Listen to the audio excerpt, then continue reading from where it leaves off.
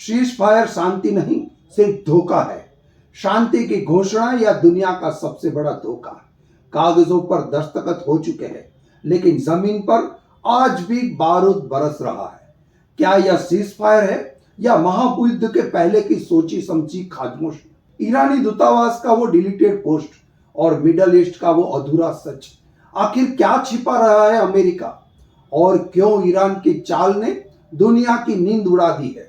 देखिए कैसे cease fire के नाम पर मौत का खेल अब भी जारी है। आज दुनिया की आंखों में धूल झोंकी जा रही है।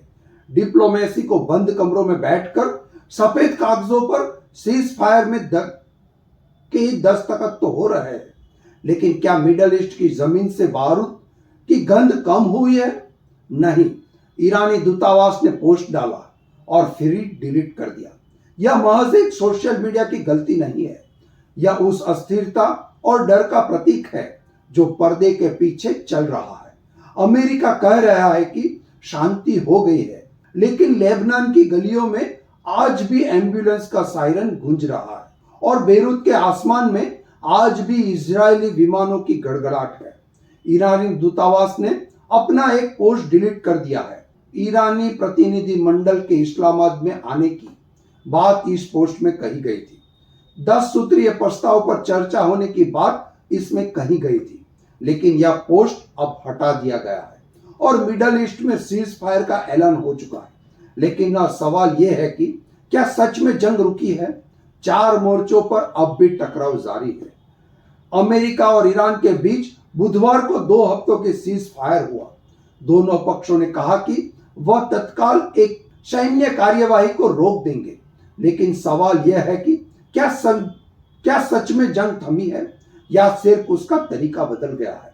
क्योंकि कागज पर शांति है, लेकिन जमीन पर बारूद अब भी बरस रहा है। शहरों से धुआं अब भी उठ रहा है। यानी जंग में रुकी नहीं, बल्कि रुक रुक कर जारी है। हम आपको वो 4 मोर्चे और 4 सच्चाई बताएंगे जो यह साबित कर रहे हैं कि सीज फायर एक धोखा है। अमेरिका कह रहा है कि लेबनान इस सीज फायर का हिस्सा नहीं है, लेकिन ईरान कह रहा है कि लेबनान पर हमला रोकना हमारी शर्त थी। लेकिन हकीकत क्या है? हकीकत यह है कि इजराइल लगातार हिजबुल्लाह पर हमले कर रहा है। चारों तरफ बिखरा हुआ मलबा, मौके पर एम्बुलेंस, दहशत में लोग। तस्वीर है लेबनान के बेरूत की, जहां इजरायली एयर स्ट्राइक का जमकर कहर बरसा रहा है। इजराइल के प्रधानमंत्री साफ कह चुके हैं कि हिजबुल्लाह का युद्ध विराम का हिस्सा नहीं है। मैंने इस बात पर जोर दिया कि हिजबुल्लाह अस्थायी युद्ध विराम का हिस्सा नहीं है और हम उस पर हमले जारी रखेंगे। आज हमने हिजबुल्लाह को पैदर के बाद से बड़ा झटका दिया है, यानी सीज फायर का पहला मोर्चा फेल। ईरान कह रहा है कि यूरेनियम संवर्धन उसका अधिकार है, तो वही अमेरिका और इजराइल कह रहा है कि ईरान से संवर्धन नहीं होगा। लेकिन न्यायिक साफ कर चुके हैं कि जब तक न्यूक्लियर खतरा खत्म नहीं होता, मिशन जारी रहेगा। हमने आतंकवादी शासन को कई साल पीछे धकेल दिया है।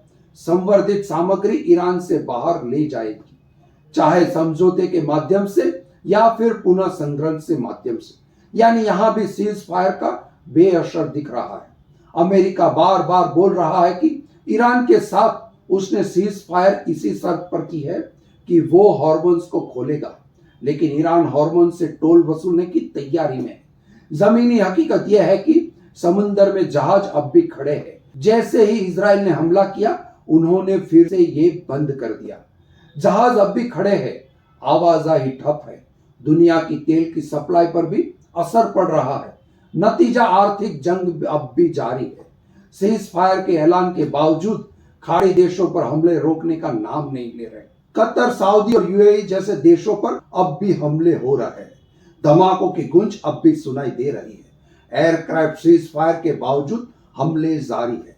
अमेरिका खाड़ी में शांति की मांग कर रहा है, लेकिन ईरान इस मुद्दे पर चुप है।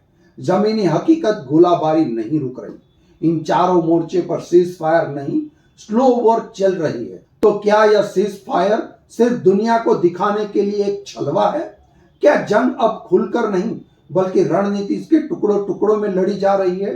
सच तो यह है कि शांति का ऐलान तो हुआ है, लेकिन जंग अब भी पूरी तरह से खत्म नहीं हुई है, क्योंकि जब अलग अलग मोर्चे पर आग जल रही हो तो शांति का दावा सिर्फ एक धोखा होता है।